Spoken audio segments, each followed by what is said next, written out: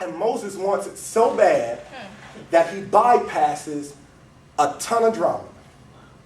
I have some drama-addicted people that I'm speaking to right now.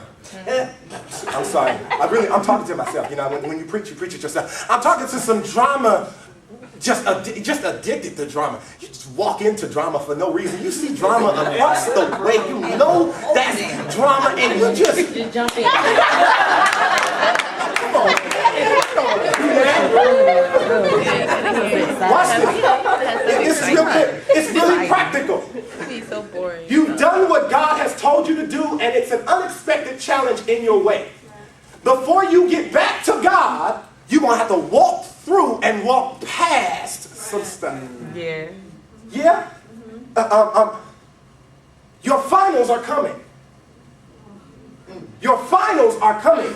And I can guarantee that many of us have prayed, God, help me to be successful. And before you get back to God to say, God, why am I going through this? You got to go through and walk past procrastinating folk. You got to walk past the cell phone that's ringing with the ringtone that tells you that it's your baby or your boo or your mama. You got to walk past it. You got to walk past that desire to eat instead of study because you like to medicate with certain things. I don't know about you, but for me it's food. And so you like to medicate with stuff. You got to walk past that. And you know what? It's good because the more you walk past, the more that stuff gets on your nerves to the point that when you finally get back to God, you got something to say. I'm so tired of people coming up in, I'm sorry, it's not you. I'm so tired of myself getting in these situations where I talk to everybody else before I get back to God. And then when I get to God, I don't have a word to say. I've let off all my complaints on Brunelle. I've let it off on Joey. I've let it off on Keisha. I've let it off on computer. I've let it off on telephone. And when I get back to God, somebody's like, did you pray? I'm like, what am I praying about again? And so Moses had to move past some stuff.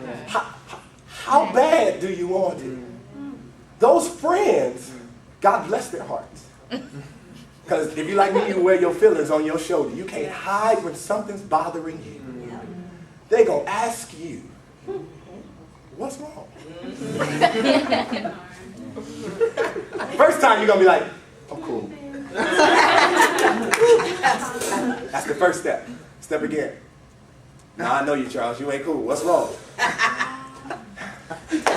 I'm cool.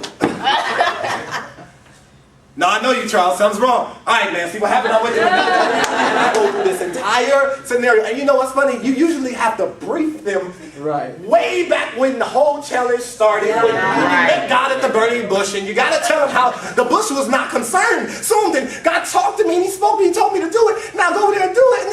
And by the time you get done talking, they stuck at the bush. You mean God told you about the bush? He showed you the bush? And you just lost the entire conversation and wasted a ton of time. And so it's good for us to see that if we want it bad enough, we will move past, move beyond, and get back to God first. It is time for us to stop talking to other people like they actually can control something.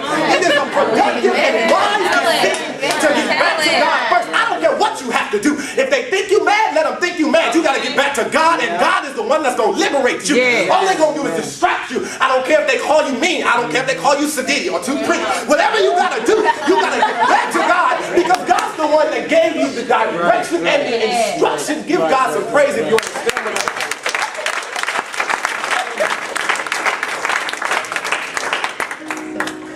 Give me 5 more minutes. And so, I'm sorry, Coach, I need to get this out. Okay. A little pregnant. Just a little. And so Moses says, oh Lord, why? Since I got here, everything has gotten worse. This is inevitable. When you pray, this is good. When you pray, it has to get worse first. It is the sign that God heard you. That is. Huh? If nothing happens, It got to get worse first, huh? if it just all of a sudden gets better,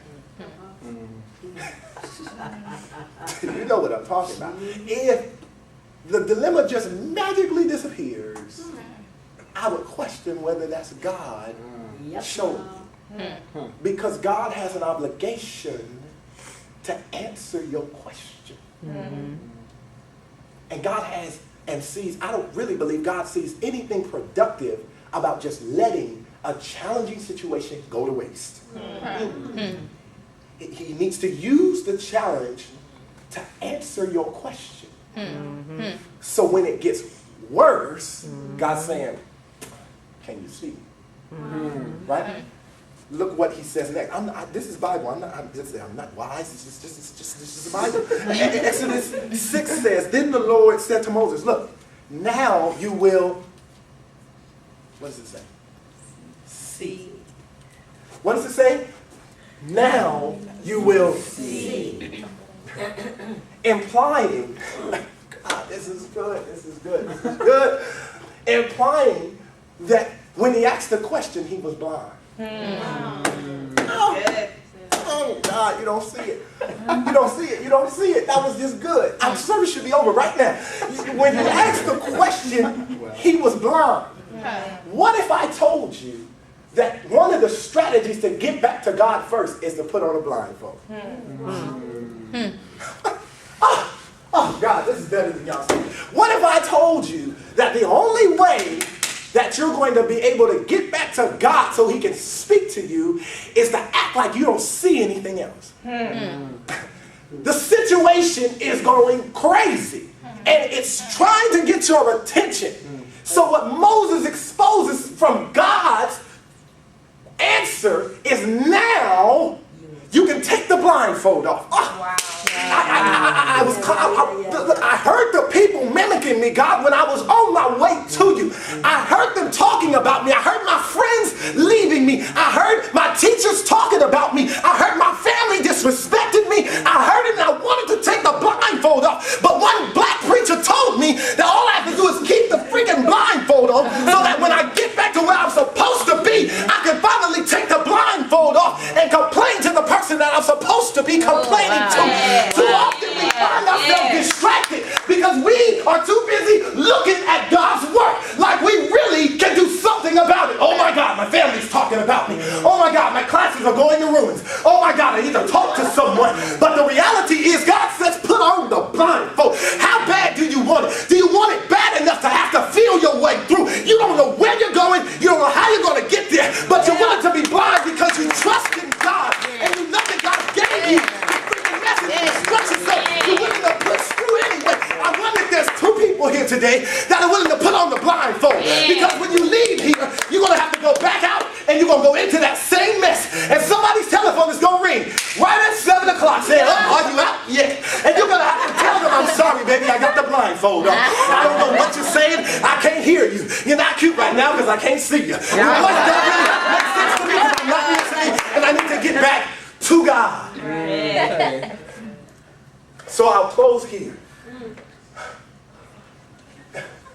Your sight, there's a connection here, right? Right. If he never got back to God, he would have never saw. Pretty plain? That's this. Dr. Bob says it's pretty simple like that. If you never get back to God, the invitation today will be for those people who stalled out on the way back to God. You accepted somebody else's advice before you even went and asked God, what is going on? You just stopped because Joey's advice was good enough. Oh, wow. And why did Joey get first privileges? Wow. Can you imagine that? Let me be vulnerable for a second. I can imagine my wife having a problem and not coming to me and talking to me first. Oh, I'd have a fit. Who you been talking to? You don't. Am I not in this with you? That's not anger. I'm hurt. Because she was supposed to come back and talk to me first. Look, imagine God.